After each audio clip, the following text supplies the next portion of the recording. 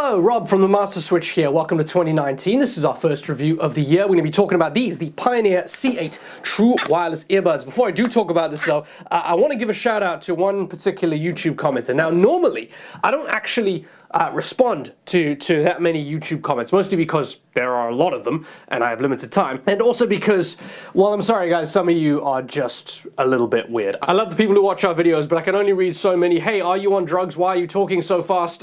Comments and variations of those before I just start going, yeah, I'm bored guys, your insults need to be a little bit more original. Also, yes, I have terrible hair, I know, I'm aware, I've dealt with it, I've moved on, why can't you? Anyway, I do want to shout out one YouTube commenter who really made me laugh.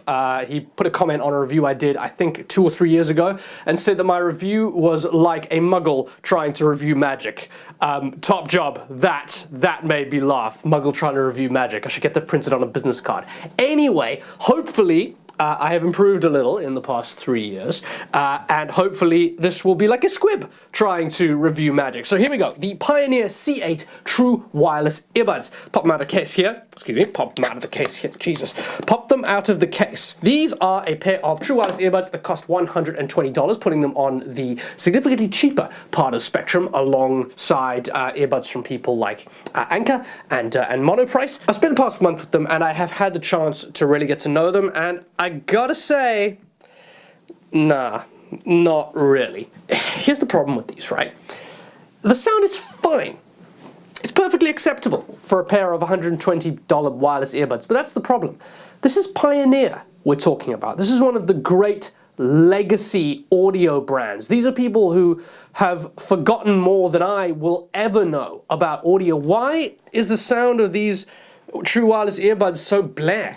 That's a word for it, is bleh. It's just, there's nothing there. Like, I listen to the bass, for example, and it's fine, I guess. There is a low end, but there's no excitement, there's no punch, there's no dynamics, there's nothing that makes me go, oh, I'm excited to listen to these. These are going to be cool. It's not even a case of it being, you know, neutral or balanced and not coloring the sound. It's a case of just sounding dull and unfinished and unfocused, and this extends beyond the bass into the mids and the highs, and you just get an overall impression that there's nothing fun going on here. It's the kind of thing you'd buy because you just wanted something to listen to music and you had a lot of money stashed in your wallet and you're just like, oh, I'll just have these are fine. I mean, yeah, no. I compare these to something like the Monoprice MP True Wireless Earbuds, and I go, those are $50 earbuds. They don't have a huge range of advanced features. They are definitely on the cheaper end, but the sound is just a little bit more interesting than that put out by the Pioneer C8s. And that's kind of sad to me. Like, I'm going, come on guys, you could have done a better job than what you did with these. I did feel that the soundstage was pretty good, however. The imaging and the depth and the space that these put out was a little bit better than their price tag would suggest. So the sound is not terrible. Like, it's not awful. It's just not as good as I was expecting for these. And it just really didn't deliver. And if the problem was just the audio quality, and you know, if they were fantastically designed and they had great battery life, then maybe I'd give these a pass. Audio quality isn't everything. The one thing we're always trying to emphasize here at the Master Switch is that it's about the whole experience. From the moment you open up the packaging to the moment you slide them in to the moment you push play, it's everything. And if these had delivered on everything else, then I'd probably be a little bit more impressed with them, but the problem is they just don't. Battery life, right? Let's talk about that. Let's talk about battery life. 9 hours. That's what it states on the spec sheet. That's 3 hours of charge plus an extra 2 in the charging case, which I'll talk about the charging case more in a sec. 9 hours. That's nothing, especially when you consider that in real life, when real people are using them, when I'm using them, I got closer to 2 for each successive listen. So in other words, you're looking at between 6 and 7 hours for a pair of True Wireless Earbuds. That is nothing. That is really very, very little. You get earbuds that cost significantly less than this that deliver, you know, 12 hours, 15 hours of battery life. What gives? And it's especially confusing when you consider how bloody huge this case is. Look at this thing. God, always forget the wrong side. I love how this drawer pops out and, you know, you get these things and they slot in magnetically. That's cool, and the case is well designed. But are you genuinely trying to tell me that a case this size, which is too big to slot into a jeans pocket, I promise I'm not trying to hump the desk here, there we go. Look, I mean, look at this thing. It's massive, and you're telling me that it doesn't deliver any more than about 6 or 7 hours of battery? Get out of here, man. Come on, that is That is pathetic. And compared to other true wireless earbuds in the market from Jabra, from Monoprice, from Anker, from a bunch of different people, that's just not good enough. Hell, even the Apple AirPods deliver, 2 figures worth of battery life. And they're definitely not the greatest true wireless earbuds out there. Yeah, Pioneer just failed on that. Another problem, the controls. Now, unlike a lot of true wireless earbuds, these have controls on each of the earbuds, one on each side.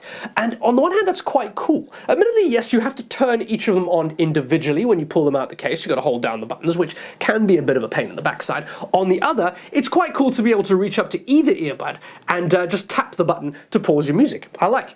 The problem is when you want to skip a track. Now, the accepted orthodoxy in the audio world is 2 taps to skip a track, 3 taps to skip back. If you tap 2 taps to skip a track, it'll skip forward, fine. If you tap 3 taps to skip a track, it'll get very confused. If you want to skip back a track, you have to tap twice on the right earbud. Skipping forward is tapping twice on the left. What? I hate it when companies do this, when they go, you know what, this accepted orthodoxy of 2 taps forward, 3 taps back, we're going to have our own control scheme. Optoma did this as well, if I recall correctly. They did the same thing where they try to redefine the control scheme and it confuses everybody. Guys, please, if you are developing any type of headphones, be they true wireless earbuds, normal earbuds, over-ear, whatever, please just stick to the 2 taps forward, 3 taps back. Everybody knows it, everybody understands it, this is how it's supposed to work.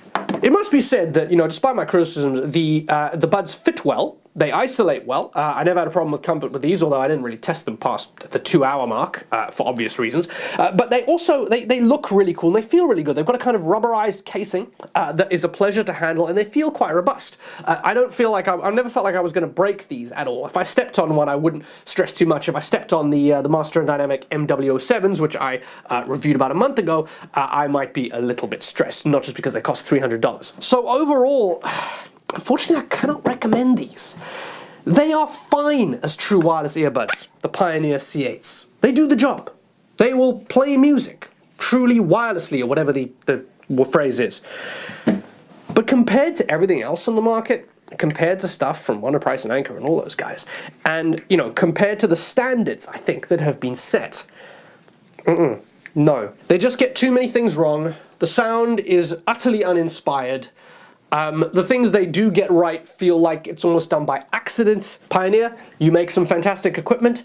Your AV receivers are next level, so what happened here, guys? I'd really like to know. By the way, if you are a Pioneer fan, and you do want to check these out, you may want to wait for the E8s, which have just been announced on the day that I'm recording this video. The E8s are a gym and workout version of these, which have sweat protection and water protection and all of that. These don't have any of that, by the way.